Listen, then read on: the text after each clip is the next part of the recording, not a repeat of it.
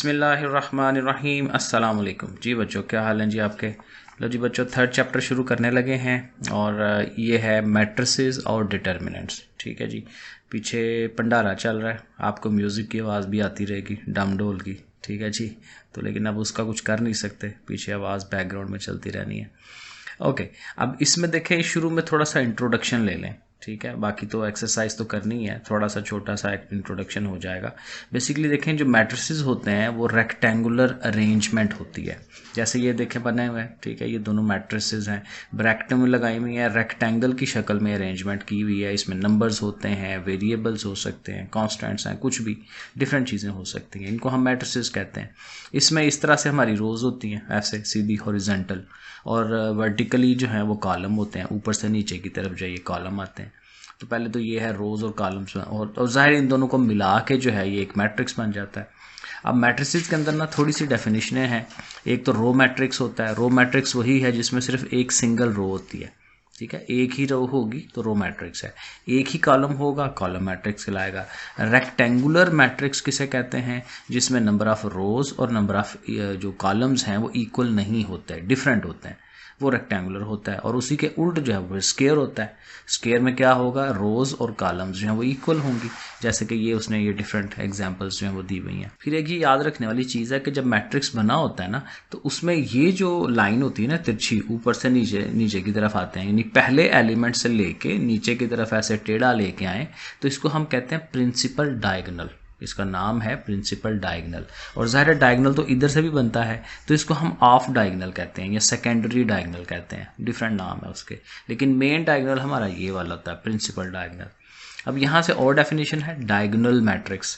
तो diagonal matrix वही है कि जिसका ये जो प्रिंसिपल डायगोनल है उसके एलिमेंट्स हों, यानी ज़ीरो ना हों, और उसके अलावा बाकी एलिमेंट्स ज़ीरो। कम से कम एक एलिमेंट इसमें ऐसा होना चाहिए जो नॉन ज़ीरो हो।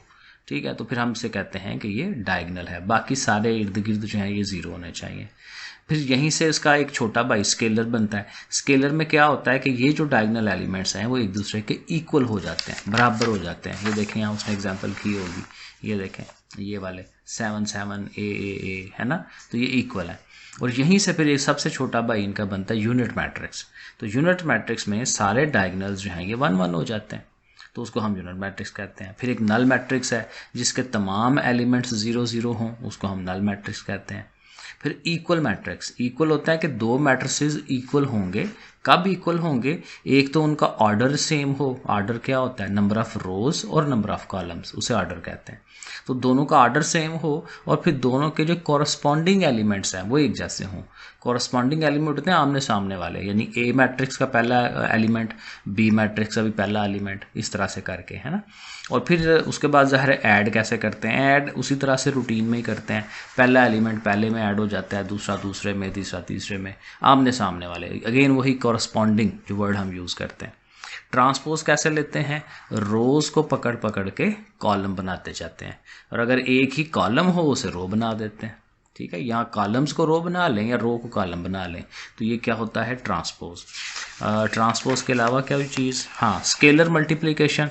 किसी मैट्रिक्स को किसी नंबर से ज़रब देना, 4 से, 5 से, -1 से, उसे हम कहते हैं स्केलर मल्टीप्लिकेशन। सब्ट्रैक्शन है, सब्ट्रैक्शन ज़ाहिर है दो चीज़ों को माइनस करवाना है, तो पहले ए मैट्रिक्स में से बी मैट्रिक्स को माइनस कराने का मतलब यही है कि ए के एलिमेंट्स जो होते हैं उसके कॉरस्पॉन्डिंग जो बी के एलिमेंट हैं उसमें से माइनस होते चले जाते हैं।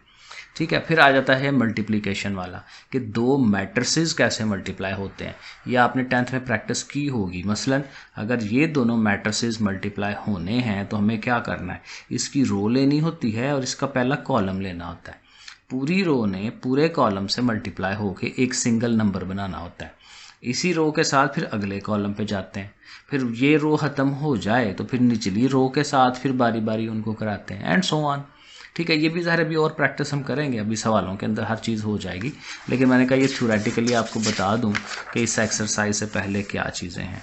फिर डिटर्मिनेंट कैसे लेते थे? डिटर्मिनेंट लेने के लिए हमने क्या करना होता था कि ये जो मेन डायगोनल है पहले इसे मल्टीप्लाई कराते थे, माइनस का साइन लिख के, फिर ये जो अदर डायगोनल है सेकेंडरी डायगोनल उसको आपस में ज़रब देते थे और फिर आंसर निकाल लेते थे। ठीक है, तो ये डिटर्मिनेंट था। डिटर्मिनेंट से साथ फिर एडजॉइंट भी लेना होता था। हाँ, डिटर्मिनेंट के साथ ये भी है, सिंगुलर नॉन सिंगुलर। तो जब डिटर्मिनेंट का आंसर 0 आ जाए तो हम क्या कहते थे, सिंगुलर मैट्रिक्स है वो। और अगर आंसर 0 नहीं आता, कुछ और आ जाता है, कुछ भी नेगेटिव पॉजिटिव, तो हम कहते हैं कि ये नॉन सिंगुलर है। ये एक चीज़ हो गई। एडजॉइंट कैसे निकालते थे, जब हमने इन्वर्स निकालना होता था तो उसमें एडजॉइंट होता था। तो एडजॉइंट में हमने क्या करना होता था, ये जो मेन डायगोनल है उसके एलिमेंट्स की जगह चेंज कर देते थे। डी उधर चला जाना, ए इधर, और ये जो अदर डायगोनल्स हैं इनको हमने साइन चेंज करवाने होते थे। प्लस है तो माइनस कर दें, माइनस है तो प्लस कर दें। चलें जी, अब आ जाते हैं एक्सरसाइज पे। 3.1 एक्सरसाइज, और काफ़ी आसान है, इतनी मुश्किल नहीं है, 10 के साथ रिलेट करती है। उसमें पहला क्वेश्चन देखें, इफ़ ए मैट्रिक्स दिया हुआ है एंड बी मैट्रिक्स दिया हुआ है, शो दैट कि 4a - 3a जो है वो बराबर होता है फिर दोबारा a के। अब ये तो वैसे ही हमें पता चल रहा है कि 4a में से 3a निकालें तो 1 नहीं रहना है, लेकिन हमें इसे करके दिखाना है। तो हम लेफ्ट हैंड साइड जो बड़ी साइड है उसको लिख लेंगे कि वो जी वो 4a - 3a है, और इसको हल कर लेंगे। 4 साथ a लिखा, ये बच्चों वाला काम है वैसे, -3 लिखा और साथ फिर a को लिख लिया। अब स्टेप्स बनाने का काम ही है, 4 से अंदर मल्टीप्लाई करा दें, 3 से अंदर मल्टीप्लाई करा दें, और फिर अब आमने सामने वाले एलिमेंट्स को -8 - 6, 12 - 9, और इस तरह से 4 - 3 जिस जिस पोजीशन पे होते हैं, 20 - 15, इस तरह से करके। तो वो आंसर जो आएगा 2315 वो दोबारा वही है जो a है, ठीक है ना। तो इसलिए हम कहेंगे कि वो a के बराबर आ गया। तो left hand side is equal to right hand side, यहाँ लिख लेना चाहिए, राइट हैंड साइड के इक्वल आ गया। दूसरा पार्ट देखें, 3b - 3a बराबर होगा 3 × b - a। तो कोई बात नहीं, इस साइड को पकड़े, इसको हल करना शुरू कर देते हैं, फिर वो साइड हल कर लेते हैं। तो लेफ्ट हैंड साइड पहले आएगी, 3b - 3a। उसी तरह से दोनों के बाहर 3 लिखा, इधर b लिख लिया, इधर a लिख लिया, मल्टीप्लाई करवाया, फिर माइनस करवा रहे हैं, तो ये आंसर बन जाएगा। इसको आप इक्वेशन नंबर 1 का नाम दे दे। फिर राइट हैंड साइड है 3 × b - a, तो अंदर b - a है, पहले इनको माइनस कराना है, फिर 3 से मल्टीप्लाई। तो फिर देखें b लिखा है -a लिखा है, दोनों को सब्ट्रैक्ट करवा दिया डायरेक्ट एक स्टेप में ही, और अब 3 से ज़रब दिला दें, तो ये भी अगेन इसको इक्वेशन नंबर 2 कह लें। तो हम लिख सकते हैं from equation 1 and 2 left hand side is equal to right hand side. Okay, question number 2, if a is equal to this one. अब a जो दिया हुआ है उसमें आयोटा भी आ रहा है, ठीक है, तो कोई मसला नहीं है। शो दैट कि a की पावर 4 जो है वो i2 के बराबर होता है। i2 होता है आइडेंटिटी 2/2 वाली, ठीक है, जिसमें 2 रोज हैं, 2 कॉलम्स हैं, वो वाली आइडेंटिटी 1001 वाली। अब a 4 है, 4 पावर कैसे आ सकती है, डायरेक्ट नहीं आएगी, तो पहले स्केयर ले लेंगे, और स्केयर कैसे होता है, 2 दफ़ा ज़रब देने से। तो a² बराबर होगा, a को a से ही मल्टीप्लाई करवा लें।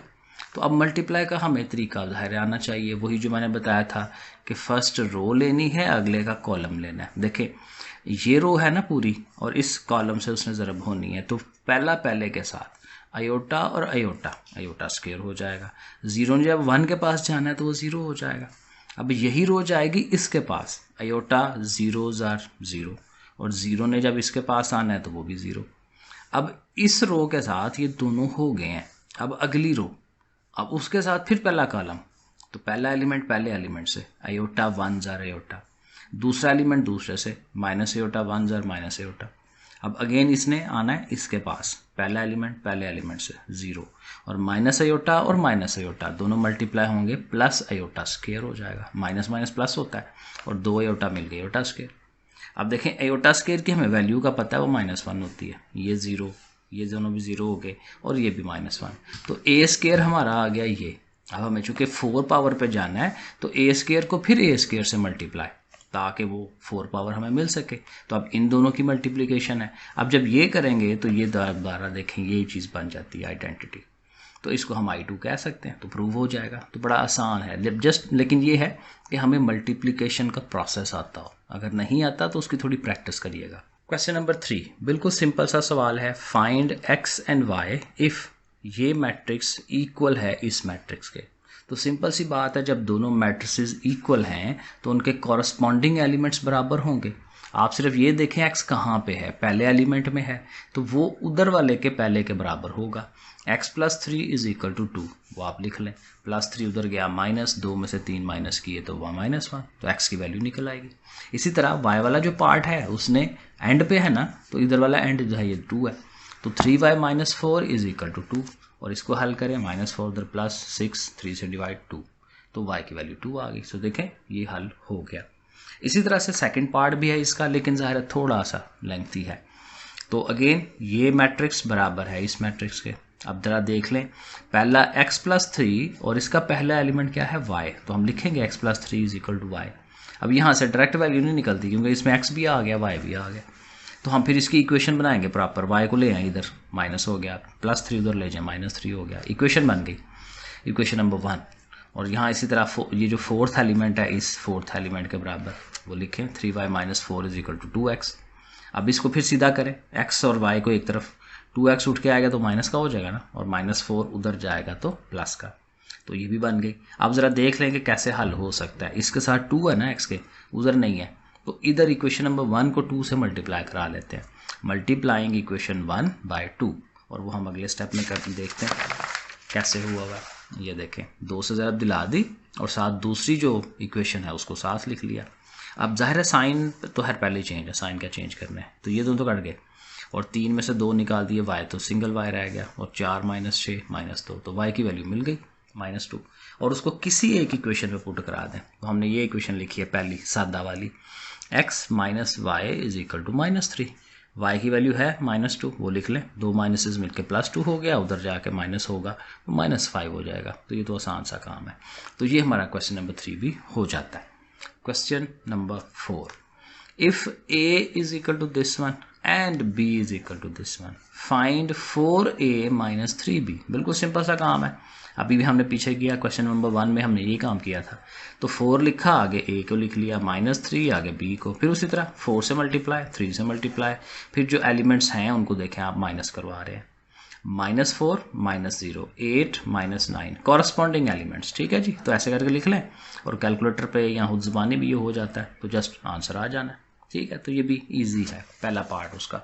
सेकंड भी बिल्कुल आसान सा है, उसने कहा जी a plus 3 into B minus A, तो कोई मसला नहीं, ये जो ब्रैकेट वाली चीज़ है पहले फाइंड कर लें, b माइनस ए, तो b माइनस ए, तो दोनों को सब्ट्रैक्ट किया, ये चीज़ बन गई। और अब पूरी जो चीज़ फाइंड करनी है वो बना लें, a plus 3 into B minus A, तो a लिखा प्लस 3 इंटू ये जो b माइनस ए आया था वो लिख लिया। अब इसको पहले 3 से मल्टीप्लाई कर लिया और फिर दोनों ऐड कर लिए, प्लस हो रहे हैं ना, तो ऐड करके जो भी आंसर आता है, लो भाई ये आंसर है इसका। Question number 5, find x and y if this one plus 2 into this one is equal to this one. तो ये भी इजी है, हमें सिर्फ ये ध्यान रखना है कि हमारा x और y किधर आ रहा है। तो देखिए हमारा जो है ना एक x तो ये मिडल में आ रहा है, ये सेकंड एलिमेंट पे, तो इधर से सेकंड एलिमेंट 0 है, वो लिखें, +2, क्योंकि इसको जब लेना है तो उसके बाहर 2 भी है, तो +2 इंटू ये वाला x इक्वल टू इधर से ये सेकंड एलिमेंट -2, और ये देखें बड़े आराम से यहाँ से x निकल आता है, ये 2 जाके डिवाइड करेगा, x की वैल्यू -1 आ जाएगी। तो ये देखें x की वैल्यू -1 आ गई। अब दूसरा हमने y के लिए देखना है, तो y के लिए चाहे आप ये वाला पार्ट का ले लें y, या ये वाला y, ये y अकेला है, इसको ले लेना चाहिए। तो y plus 2 into 2 is equal to 6, ठीक है। तो वो हमने इक्वेशन आगे ये लिख देनी है, और यहाँ से भी डायरेक्ट y निकल आता है, 2 2 ज़ार 4, 4 जाके माइनस हुआ तो 2 आंसर। क्वेश्चन नंबर 6 थोड़ा सा टेक्निकल है लेकिन कुछ भी नहीं है, बिल्कुल सिंपल सा सवाल है, एक दो चीज़ है बस समझने वाली। कहता है if a is equal to aij, ये जो छोटा a होता है ना एलिमेंट्स को शो कराता है, और कैपिटल A जाहिर है मैट्रिक्स के नाम को शो कराता है, a है, b है, c है, डिफरेंट नाम होते हैं ना, कैपिटल लेटर्स होते हैं। छोटा a जो है वो अंदर वाले एलिमेंट को, और ij जो है उसकी रिप्रेजेंटेशन है कि इधर 1 हो सकता है, 2 हो सकता है, कुछ भी। लेकिन ये असल बात है बाहर 3/3 कि आपके पास मैट्रिक्स कौन सा होना चाहिए 3/3 का। तो देखें हमने वो लिख लिया, और ये इस तरह का मैट्रिक्स आपको ज़ुबानी याद हो, कैसे लिखते हैं, A11 A12 A13, 1 को पहले फिक्स रखते हैं, फिर 21 22 23, फिर 31 32 33, ऐसे करके ये जो लिखना है ना ये आपको आना चाहिए, क्योंकि कई दफ़ा ये इस्तेमाल होता है। तो ए मैट्रिक्स को हम पहले ये सपोज कर लेंगे। प्रूफ क्या करना है कि इधर है हमारे पास लैम्डा बाहर इंटू म्यू ए, और कहता है कि लैम्डा और म्यू दोनों बाहर निकल सकते हैं। बेसिकली ये दोनों कांस्टेंट्स हैं, लैम्डा और म्यू। तो जाहिर है कि मैट्रिसेस के अंदर से चीज़ें कांस्टेंट बाहर निकाली जा सकती हैं। तो बहरहाल इसे प्रूव करना है। तो हमने पहले ए ले लिया ना, तो पहले आप उसके बाद अगला स्टेप ये बनाएं कि इधर भी म्यू ले लें, इधर भी म्यू ले लें। तो देखें इधर भी लिख दिया, इधर भी लिख दिया। अब ये म्यू अंदर जाएगा, हर एलिमेंट से मल्टीप्लाई होगा। तो अगला स्टेप देखें, हर एलिमेंट के साथ साथ हमने म्यू म्यू लिख दिया।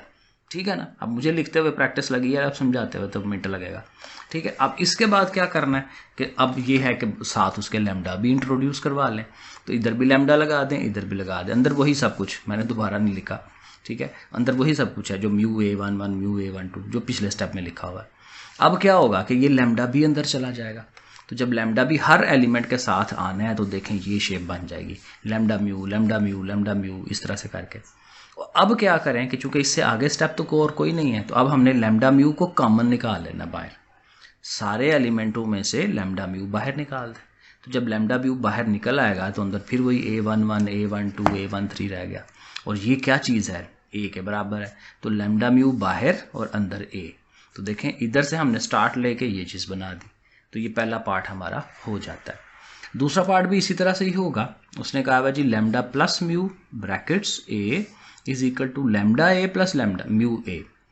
अब ये सेपरेट हो जाते हैं। तो हम क्या करेंगे, पहले ये वाली साइड ले लेते हैं, ज़रा हल करना आसान होगा।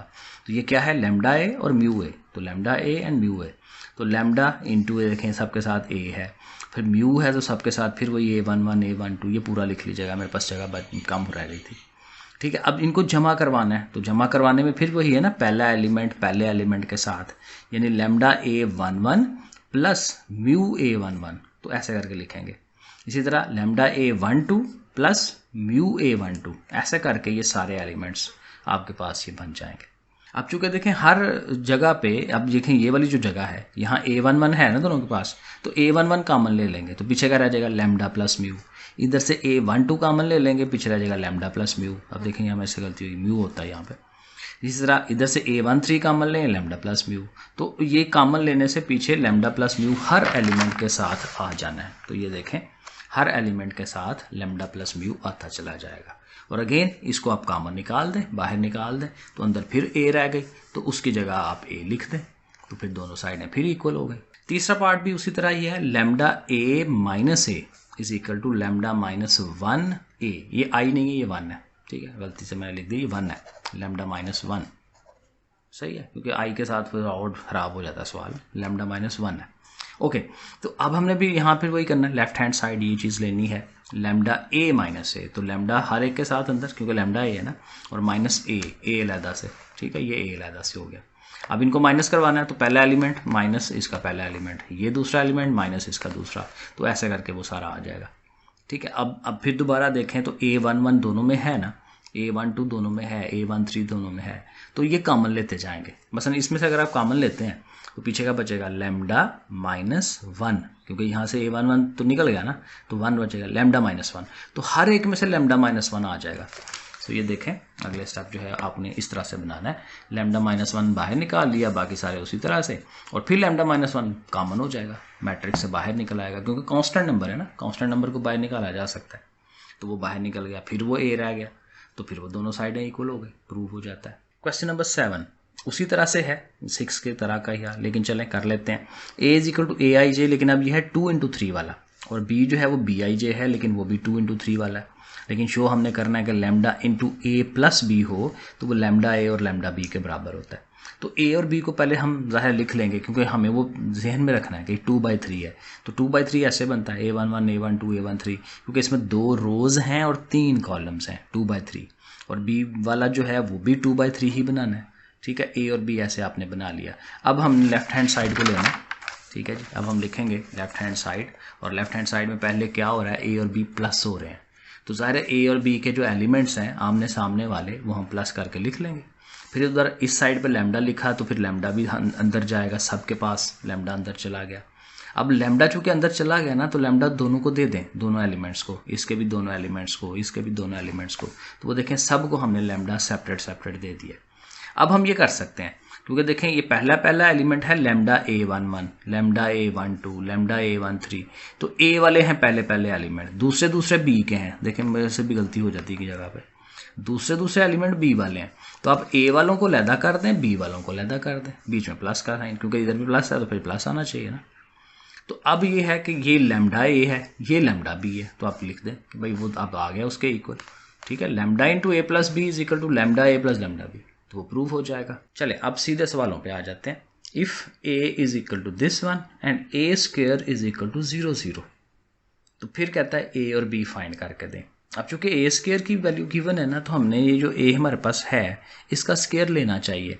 तो ए इंटू ए, जैसे पीछे हमने किसी एक सवाल में किया था, तो ए इंटू ए करेंगे, ए को ए से ज़रब दिलाएंगे तो ए स्क्वेयर बनेगा ना, तो दोनों को साथ लिख के ज़रब कर लिया। ज़रब वही उसी तरह, ये पहली रो, ये पहला कॉलम, 1 1 ज़ार 1 और 2 ए, देखें 1 + 2 है। फिर इसी के साथ यहाँ आएंगे 1 2 ज़ार 2 एंड 2 बी, ठीक है ना। इसी तरह से नीचे भी करेंगे तो ये आ जाएगा। अब ए स्क्वेयर आ गया, लेकिन हमें ये पता है कि ए स्क्वेयर तो 0 के बराबर है, तो हमारे पास ये जो आंसर आया है उसको हम 0 मैट्रिक्स के, नल मैट्रिक्स के इक्वल रख लेंगे, क्योंकि यही उसने कहा हुआ है। तो जब इक्वल रखेंगे तो यहाँ से ए और बी निकालना बिल्कुल ईजी हो जाएगा। मसलन पहला एलिमेंट है 1 + 2 है, तो उसने किसके इक्वल होना है, 0 के, तो लिख लें इसको 0 के इक्वल। और यहाँ से देखें बड़े आराम से ए निकल आता है, पहले 1 जाएगा ना उधर, माइनस हो जाएगा, और फिर 2 ने जाके डिवाइड करना है, -1/2। और इस तरह दूसरा एलिमेंट ले लें, कोई से भी एलिमेंट से हो सकता है काम, तो 2 + 2b को 0 के बराबर रख लें। और यहाँ से भी ये जो 2 है उधर गया, माइनस हो गया, इस 2 ने जाके उसे डिवाइड करा देना है, और -1 आंसर। क्वेश्चन नंबर 9, ए दिया हुआ है और अब उसने कहा है ए स्क्वेयर आइडेंटिटी के बराबर है। बिल्कुल वैसे ही करना है 8 वाले की तरह।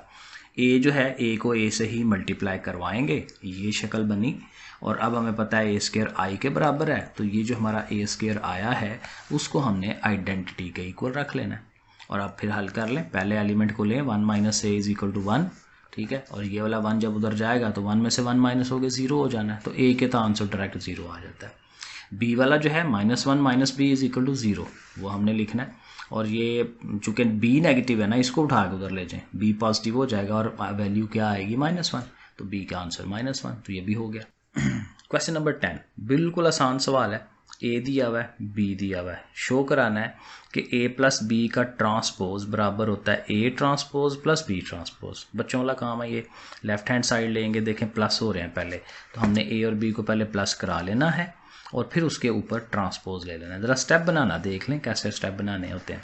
तो इधर भी टी लिख दिया, इधर भी टी। अब ज़ाहिर है ट्रांसपोज में रो को पकड़ के कॉलम बनाना है, तो देखें उसको हमने कॉलम की शक्ल, ये सारी, ये कॉलम 150 150, तो ये हमारी लेफ्ट हैंड साइड हो जाती है। राइट हैंड साइड में अलग-अलग ट्रांसपोजेज हैं, तो ए का टी प्लस बी का टी, तो ए लिख के ऊपर टी प्लस बी लिख के ऊपर टी, तो इनके ट्रांसपोजेज पहले ले लिए और फिर अगले स्टेप में प्लस कर लेना है हमने इनको, ठीक है। तो अगले स्टेप में ये प्लस हो जाएगा अगले पेज के ऊपर। सो ये देखें प्लस हो गए, और प्लस होके वो डेफिनेटली उसी के बराबर आते हैं, तो नाम साथ रख लिया वह फ्रॉम इक्वेशन 1 और 2 हम कह देंगे कि दोनों साइडें इक्वल आ गई। लो जी, क्वेश्चन नंबर 11 है, फाइंड ए क्यूब।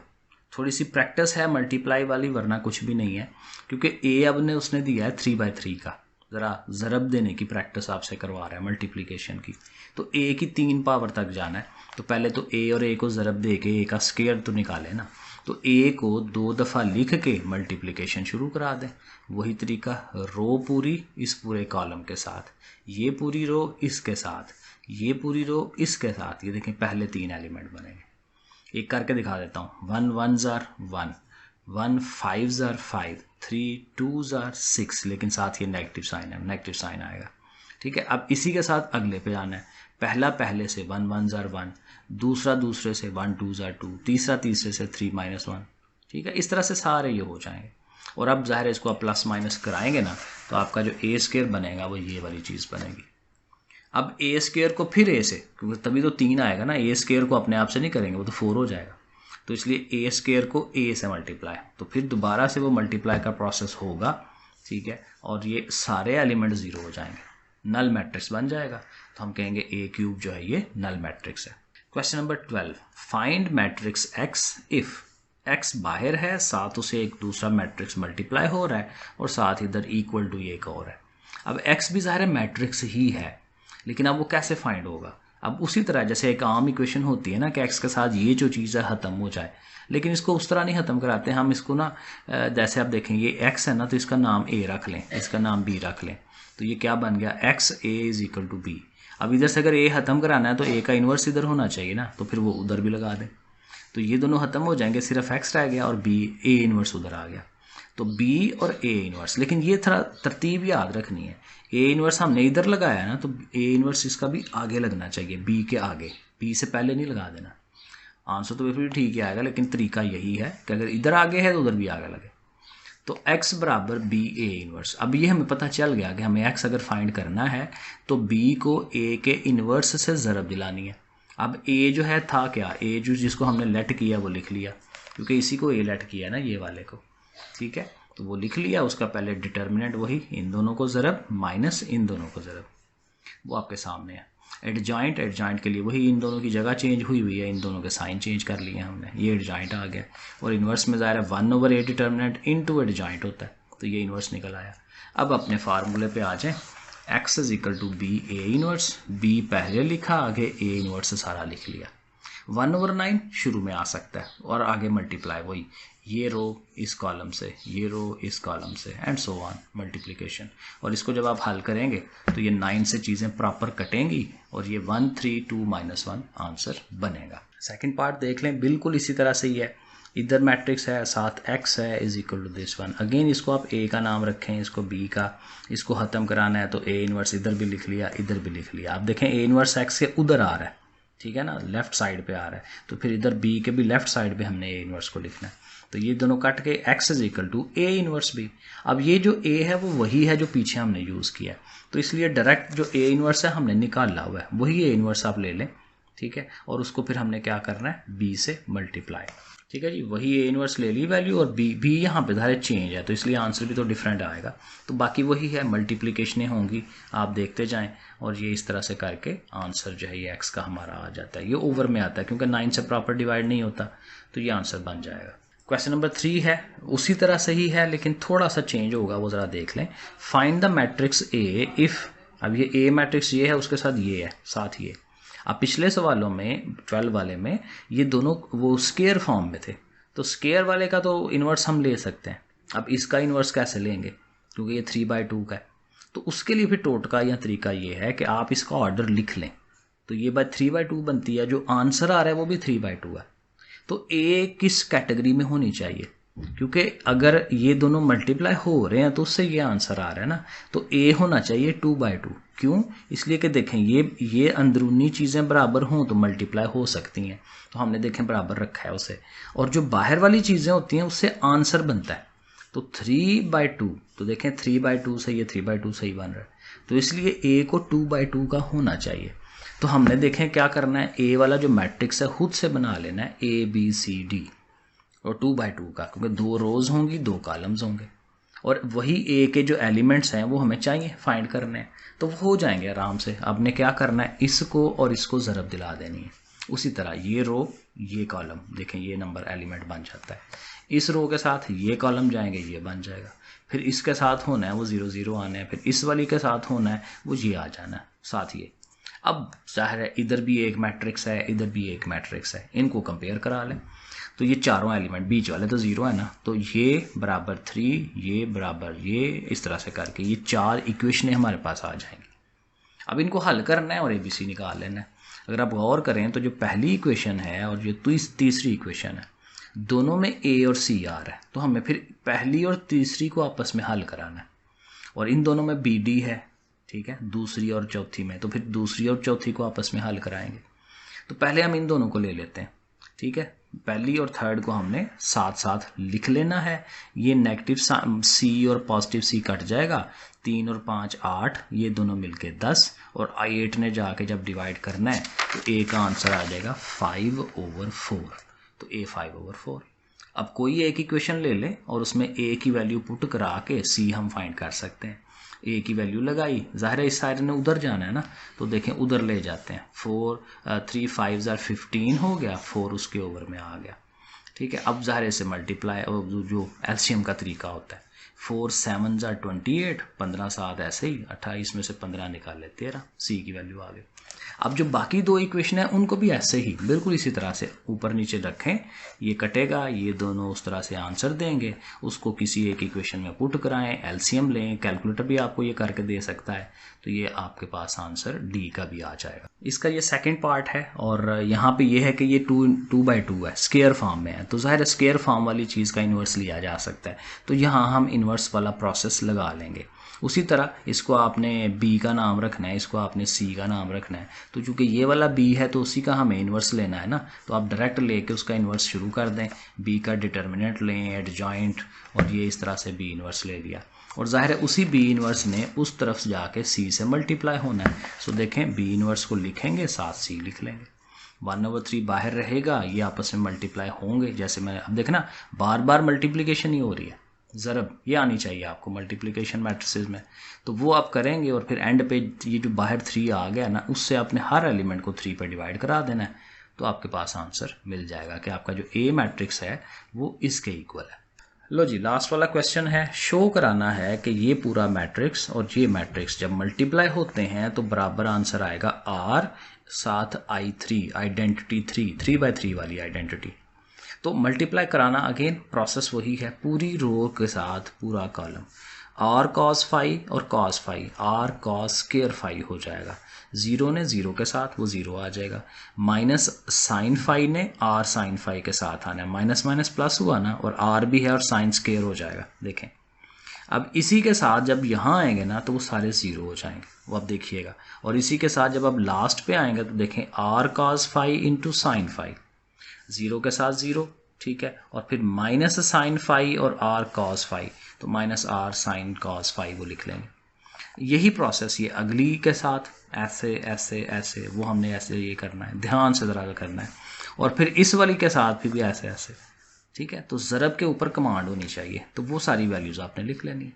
लेकिन अब क्या होगा कि यहाँ देखिए कि इन दोनों में से आर आप कॉमन ले सकते हैं, तो जब आर कॉमन ले लेंगे ना तो कॉस स्क्वायर थीटा तो नहीं सर फाई है, R cos square phi and sine square phi, ये तो वैसे ही 0 है, और ये दोनों भी 0 हो जाने हैं क्योंकि ये माइनस है बीच में, तो ये भी 0 वो हो गया, ये भी 0, यहाँ आर है ये भी 0 वो लिख लिया, ये भी 0, सिर्फ ये एंड पे कोने पे दोबारा वही चीज़ आनी है, आर कॉमन लेना है, तो sine square phi plus cos square phi, और आपको पता है कि sine square theta plus cos square theta 1 होता है, तो इसकी जगह भी 1, इसकी जगह भी 1, तो पीछे आर रह गया, और ये आर हम कॉमन बाहर निकाल लेंगे, तो जब बाहर निकालेंगे तो इन आर्स की जगह पे 1 1 बचेगा ना, बाकी तो 0 हैं सारे, तो फिर वहाँ 1 1 और आर बाहर, और ये ज़ाहिर आपके सामने शक्ल प्रॉपर बनी हुई है आइडेंटिटी की 3/3 का, तो आर साथ आइडेंटिटी 3, तो ये राइट हैंड साइड के इक्वल आ गया। लो जी बच्चों, तो एक्सरसाइज हो गई है डन, नेक्स्ट इंशाल्लाह 3.2 करते हैं। ओके फिर बच्चे, अल्लाह हाफिज़।